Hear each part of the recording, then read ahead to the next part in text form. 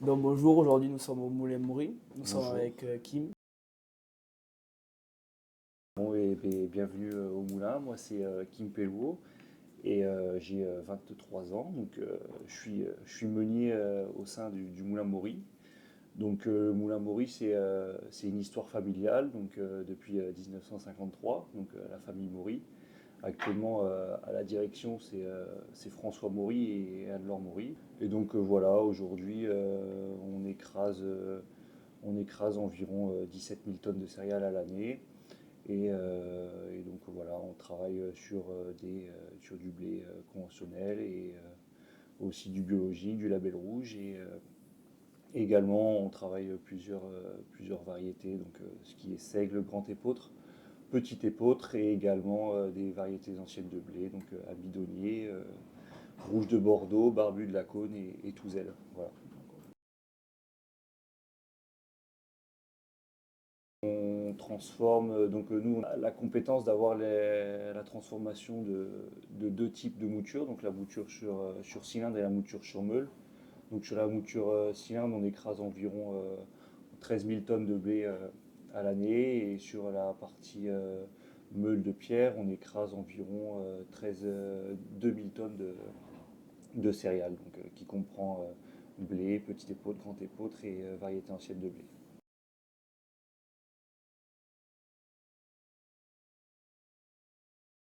On transforme comme variété ancienne de blé, on transforme du rouge de Bordeaux, du barbu de la Cône, de l'amidonnier et de la touzelle. Après, pour les volumes, ça peut être compliqué à dire en fonction des années. Donc voilà, comme nous on travaille avec des agriculteurs locaux, les approvisionnements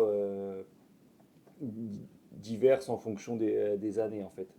Donc on va être sur une moyenne haute, autour de 20 à 30 tonnes de céréales par an de chaque variété. Bon, c'est une petite partie par rapport à Ah tout. oui, oui, c'est vraiment mineur en fonction de la production annuelle de l'installation. Alors les raisons sont surtout le travail après nous, donc la partie panification. Donc voilà, c'est des blés qui apportent de nouvelles arômes. Donc c'est pour ça qu'on travaille avec ces variétés-là, et la demande du consommateur fait que on a une demande qui veut rapprocher l'agriculteur du consommateur. Donc avec le travail des variétés anciennes, avec des agriculteurs locaux, ça permet de solidifier ce lien de circuit court en fait. Donc nous, on les sélectionne en fonction de la qualité organoleptique des blés. Donc on a le rouge de Bordeaux qui a des caractéristiques de mie très colorées et des croûtes très colorées. Et ensuite, on travaille avec le barbu de la Côte. Donc on est en partenariat avec le parc régional du Haut-Languedoc. Donc que comme la Cône, c'est juste à côté du moulin, donc ça appuie encore plus sur la partie circuit court du travail. Donc c'est pour ça qu'on a sélectionné aussi cette variété, par exemple. Alors nous, on travaille avec des agriculteurs en direct. Donc pour les céréales comme la bidonnier, on travaille avec un agriculteur dans le Gers. Ensuite, pour le rouge de Bordeaux et le barbu de la Côte, là, on travaille sur des agriculteurs très locaux, là, donc, qui sont dans la limite de la Haute-Garonne. Donc voilà, on travaille à une trentaine de kilomètres de chez nous. Donc voilà, c'est des agriculteurs que l'on connaît bien sur la partie blé biologique et petit épeautre, grand épeautre. Donc on permet de leur faire développer ces céréales-là sur leur plan de culture.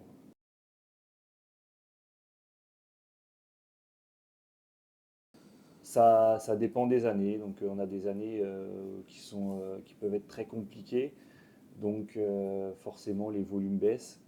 Et comme le barbu de la Cône, ça a été une variété qui a été perdue. Donc c'est François Maury qui l'a fait revenir au goût du jour. Il est parti avec avec très peu de volume et d'année en année, forcément, les volumes augmentent. Donc aujourd'hui, on arrive à avoir assez de volume pour essayer de contenter au maximum nos clients, même si les volumes aujourd'hui ne sont pas suffisants pour tenir une année complète.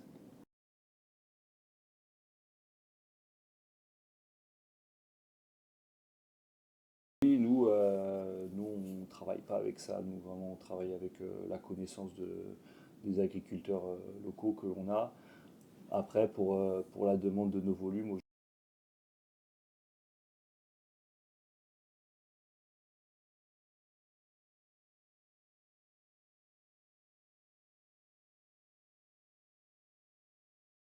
donc ouais, on a les blés modernes et les blés anciens n'ont pas du tout les mêmes caractéristiques pour la partie mouture. Donc c'est quand on produit des farines à partir de blés anciens, ça fait déjà, on est obligé de faire descendre le débit donc, du moulin. Donc on divise par deux la vitesse du moulin pour la production de farine. On a des baisses de rendement, donc on a une extraction de l'amande farineuse qui est plus compliquée dans le grain de blé.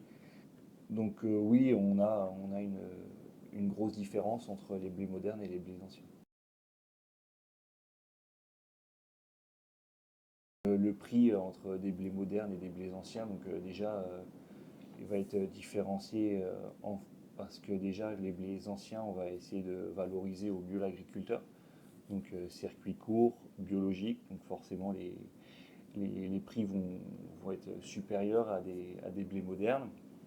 Et les volumes disponibles aussi sont plus compliqués à obtenir, donc forcément on a une augmentation du tarif. Ça permet de garantir un salaire à l'agriculteur, même si les volumes sont absents. Eh bien, très bien, merci Kim. Avec plaisir.